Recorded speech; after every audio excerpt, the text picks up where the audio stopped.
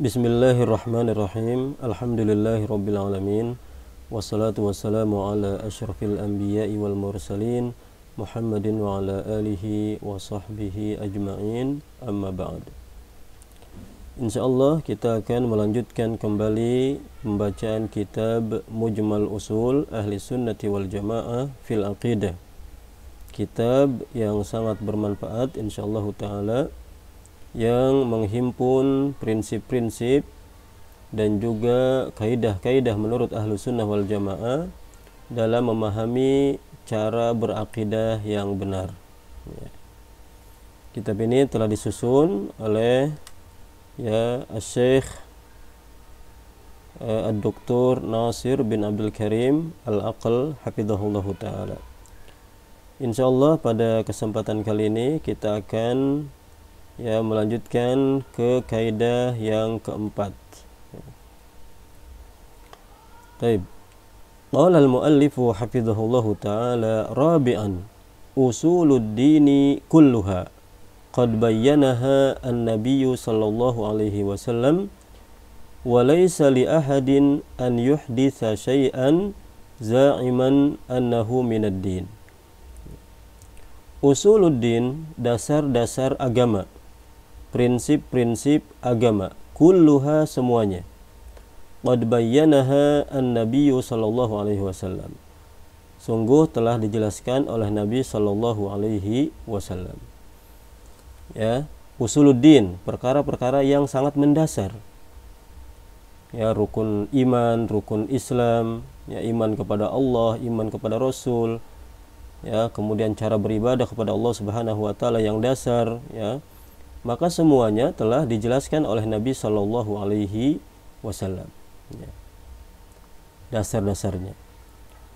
Walaysa li ahadin an yuhditsa syai'an za'iman annahu minad din, dan tidak boleh bagi seorang pun dia membuat sesuatu yang baru, an yuhditsa syai'an, melakukan hal yang baru, za'iman annahu minad din, dan dia menyangka bahwa itu adalah dari agama.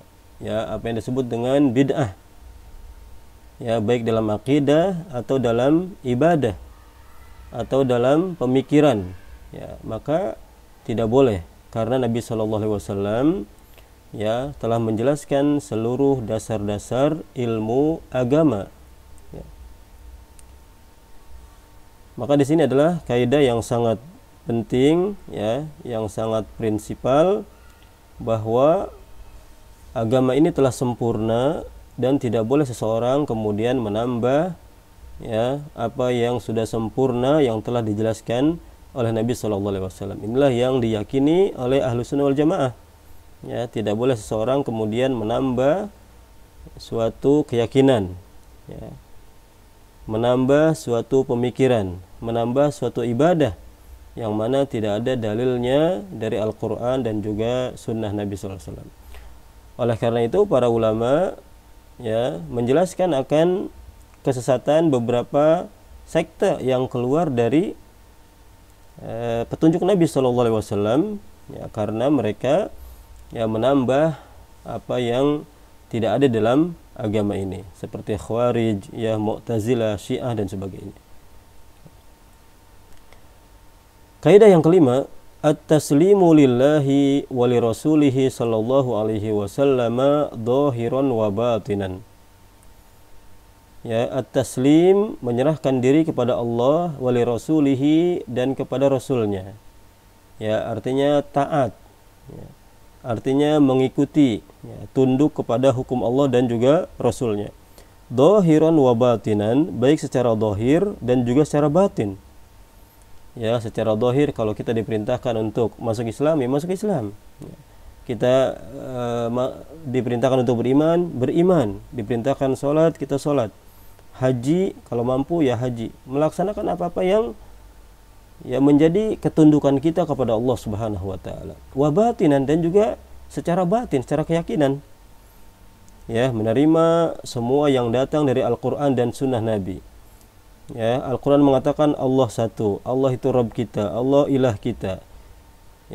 Maka kita terima dengan lapang dada secara ya zahir dan juga batin.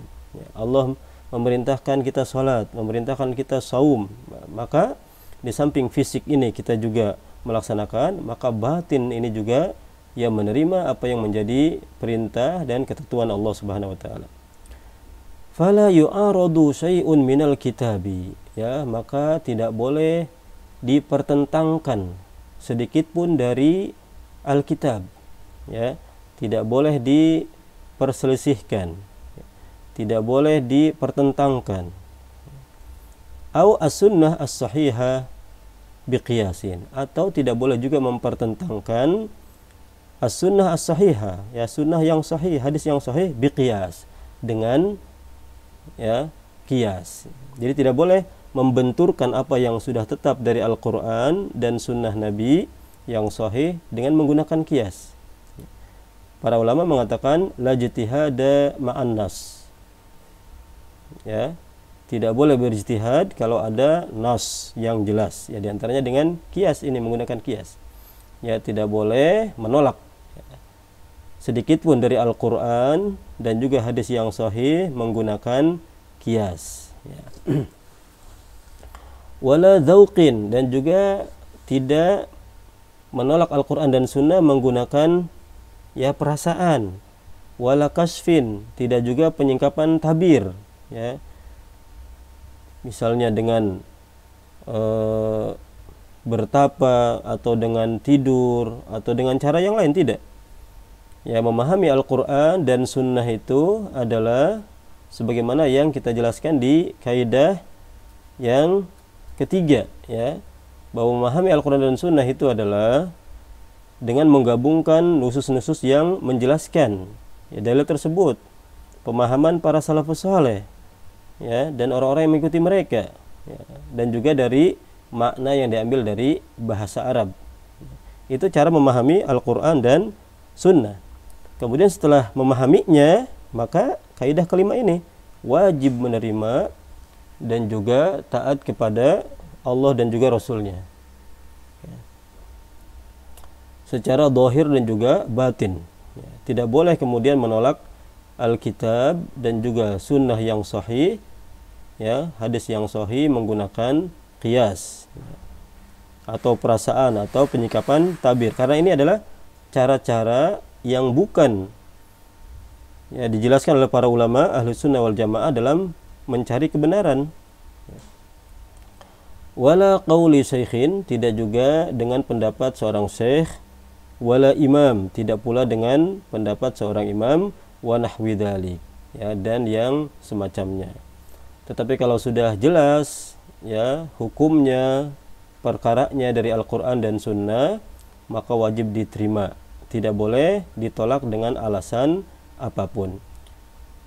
Tapi tentu yang berhubungan dengan ya pendapat para ulama, ya, para imam, itu kita lihat, ya, karena para ulama kita tentu mereka berdalil dengan ya Al-Quran dan juga dengan Sunnah, dengan dalil, ya. Tetapi kalau misalnya sudah jelas bahwa mereka adalah berijtihad kemudian salah ijtihadnya, maka di sini kita ya menggunakan kaidah ini bahwa yang kita ambil adalah Alkitab was Sunnah, ya. Kemudian kaidah yang keenam, al-aqlu as-sarihu muwafiqun lin-naqli as-sahih. Akal yang kuat, ya, atau akal yang tajam, ya, akal yang normal, ya, akal yang kuat, yang tajam, muwafiqun lin-naqli as-sahih, akan sesuai dengan nakal yang sahih, ya. Jadi ada dua, ya, ada akal yang normal, yang masih fitrah, ya, akal yang tajam, yang cerdas. Kemudian ada nakal, yang dimaksud dengan nakal di sini adalah ya Al-Quran dan juga Sunnah, hadis-hadis, ya, atau dalil-dalil syar'i, ya, baik Al-Quran atau juga hadis, ya. Nah, maka dua ini disebutkan dalam kaidah ini, akal yang tajam, yang normal, itu akan sesuai dengan ya nakal yang sahih. Nakal yang sahih Al-Qur'an ya dan juga hadis yang sahih. Tidak mungkin bertentangan. Wala yata'aradu qat'iyani minhuma abadan. Dan tidak akan bertentangan ya. Tidak akan kontradiksi antara qat'iyani, dua yang sudah pasti, minhuma dari keduanya, abadan selama-lamanya. Ya, jadi kalau ada ya akal yang normal, yang cerdas, ya, maka dia akan bersesuai dengan nukilan. Ya, tidak mungkin akal bertentangan dengan ayat Al-Quran. Tidak mungkin ayat ya kemudian bertentangan dengan ya akal, kemudian hadis ya, hadis tidak mungkin bertentangan dengan akal yang sahih, yang sharih ya, yang cerdas. Tapi akal dan dalil akan berjalan bersama ya, tidak bertentangan, tidak ada kontradiksi. Wa inda tawahumit ta'arudi yuqaddamun naqlu.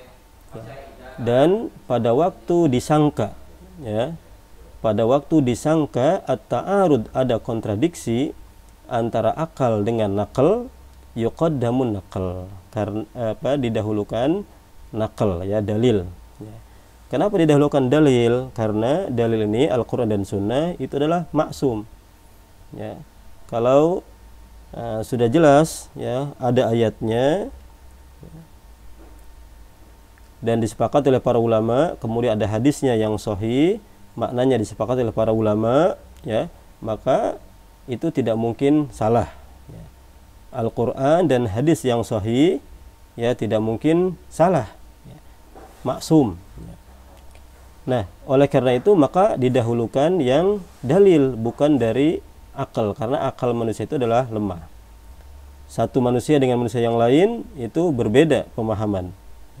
Satu golongan orang atau manusia dengan golongan yang lain itu ya memiliki level-level yang berbeda dalam memahami ya suatu masalah atau suatu dalil. Nah, maka di sini kaidah yang sangat penting ya, bahwa dalam Islam tidak ada ya pertentangan antara akal dengan dalil ya. Kalau ada misalnya terlihat bertentangan antara kedua ini ya, dan itu sebenarnya tidak ada, maka didahulukan an-naqal, yaitu ad-dalil. Wallahu ta'ala a'lam.